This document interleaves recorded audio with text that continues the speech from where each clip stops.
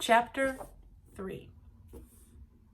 On their second day in LaForge, they moved from the hotel into the rented house. The first thing they did was hang curtains so no one would be able to see inside.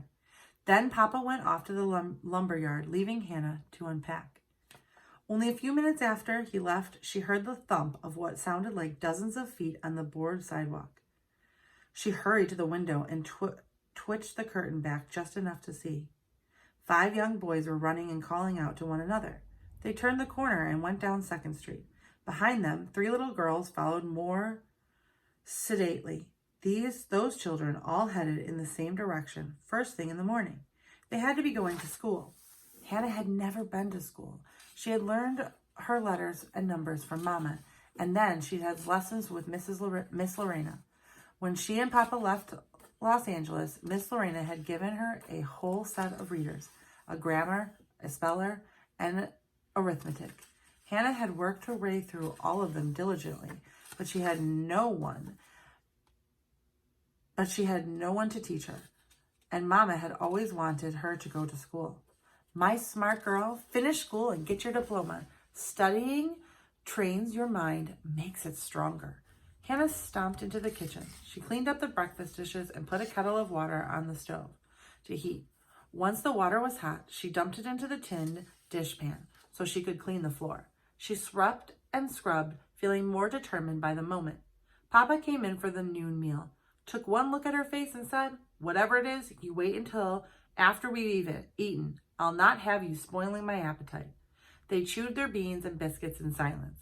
As they ate, she felt the heat of her agitation cooling into something steadier and more solid. A tree stump. No, a rock. A big boulder that takes a yoke of an oxen to move.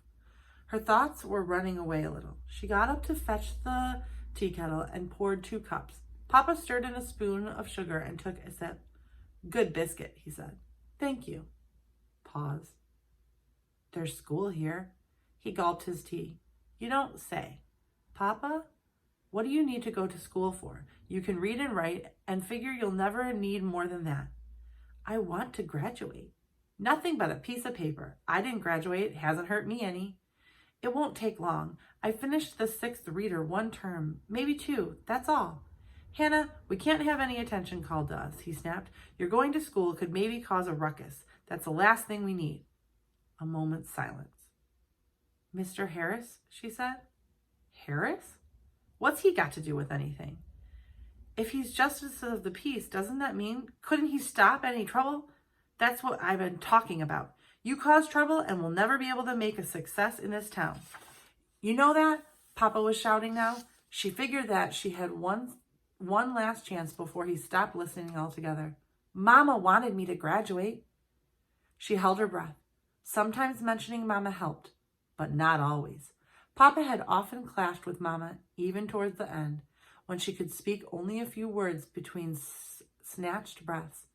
Hannah had inherited a good bit of Mama's stubbornness, as well as her straight black hair, tan skin, dark curved eyes. He stared down into his teacup. "She wanted a lot of things," he mumbled. "Things you could never have. This one I can still do for her." At last he looked up, glaring. "Funny you should mention Harris," he said. "Turns out he's on the school board as well, so he's the one I'll have to speak to. But I'm not making any promises, you hear?" "Yes, thank you, Papa." She fetched the kettle and freshened his tea. Hannah realized too late that she hadn't gotten Papa to promise when he would speak to Mr. Harris. She wanted to start school right away, but by the end of the week, no more had been said about it. A dozen times she'd had to bite her tongue to keep from asking. She knew that if he felt she was nagging, he might change his mind about the whole thing. He's been busy, she told herself yet again. He was spending his days at the depot, the lumberyard, the hardware store, buying and ordering and hauling supplies for the building of the shop. Hannah was busy as well. A pile of clothes to be mended waited on her one chair, with an even big pile of laundry on another. At her request, Papa had brought her lengths of muslin from one of the dry goods stores to make bed linens. She couldn't wait to sleep in clean, new sheets after so many grubby nights in the wagon. All that had to wait, though. First, she needed to sieve the flour and the cornmeal. She found the box that held the sifter, a ring of tin with a mesh bottom, and brought out the flour sack, a few cupfuls at a time. She poured flour into the sifter and shook it over her largest cooking pot.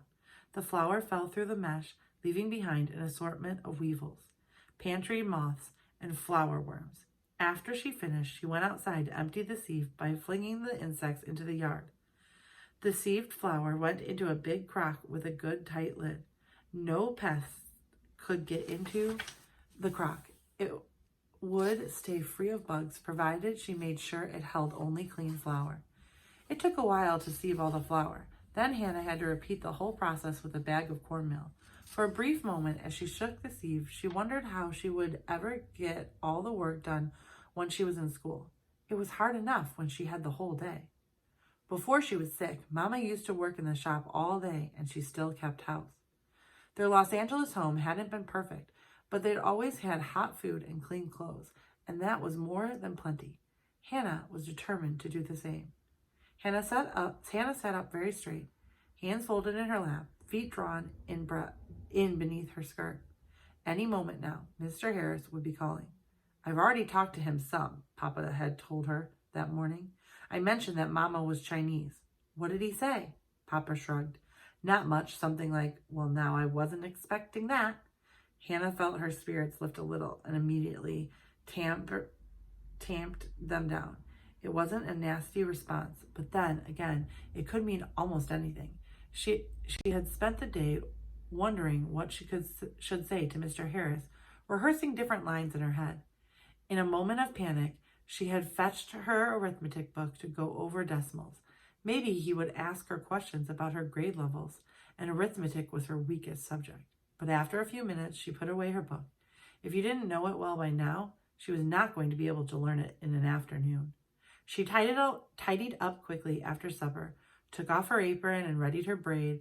Then she sat on the chair next to the lamp table and coaxed herself into stillness. Mama had taught her that, how to sit still and breathe deeply when she was feeling especially twitchy or distressed. All the same, she jumped when a knock sounded on the door. Mr. Harris came in and took off his hat. He had a full brown beard and very blue eyes. He greeted Papa with a handshake. The two men sat down opposite her. She sensed Mr. Harris's response on seeing her for the first time. The quick glance, the even quicker look away, unspoken curiosity clouding the air.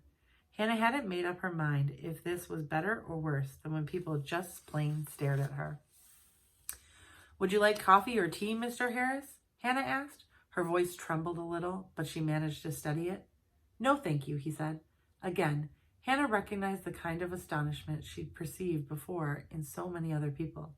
She speaks English. She speaks English politely. But already she could see what Papa had meant when he called Mr. Harris a fair man. Mr. Harris had answered her as if she were anyone else, keeping his surprise silent. That was far more than most people manage. Some busted out with something rude or hurtful or even hateful. Most others spoke to Papa as if she weren't there. Papa and Mr. Harris chatted for a few more minutes. Hannah learned that the Harrises had a son named James who had moved to Oregon the previous fall. I wanted to go too, Mr. Harris said, but I promised Sarah Lynn that this would be our last move, so we stayed, and James went on with my brother's family. Heard it's pretty country out there, Papa said. Not settled up yet, though, said Sarah Lynn. Not settled up yet, though, and Sarah Lynn wanted the girls to go to school. Speaking of school, he looked at Hannah, then back at Papa. I've been thinking on this. Edmonds, you're already contributing to the local economy, and you don't seem like the type to skip out on your tax bill. Papa grinned. That'll depend on how big it is, he said, and the men laughed together. Hannah smiled silently, wishing they would get on with the conversation. Then Mr. Harris grew serious. The way I see it, any child under the age of 21, resident in the town of LaForge, has the right to attend school here. I'll tell Miss Walters to expect a new student on Monday. Pause.